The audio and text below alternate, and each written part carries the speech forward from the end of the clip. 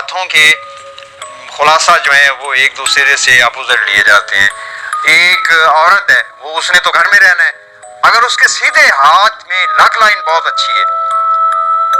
اور وہ کوئی کمانے والی نہیں ہے یا کوئی اس کی ملازمت نہیں ہے, تو آپ اس کو یہ کہہ سکتے ہیں کہ آپ کا میاں جو ہے اس کا بہت اچھا کاروبار یا بہت اچھی ملازمت ہوگی. اگر ایک مرد ہے, اس کے الٹے ہاتھ میں لک لائن بہت اچھی ہے, تو آپ اس کو یہ کہہ سکتے ہیں کہ آپ کی شادی ایک ایسی عورت کے ساتھ ہوگی جس کا وقت بڑا اچھا ہوگا, اس کے پاس پیسہ ٹکے گا. لانا تو مرد نہیں ہے.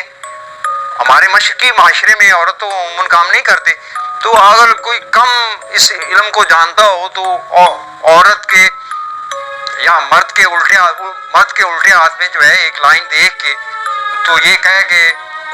مطلب ہے آپ کے گھر میں پیسہ ہوگا, تو ظاہر ہے گھر میں عورت کے پاس ہی پیسہ ہوگا, تو یہ رزلٹ غلط نہیں ہو سکتا, نہ ہوگا کہ اس کی بیوی خوش بخت ہوگی کہ اس کے پاس پیسہ ٹکتا ہوگا.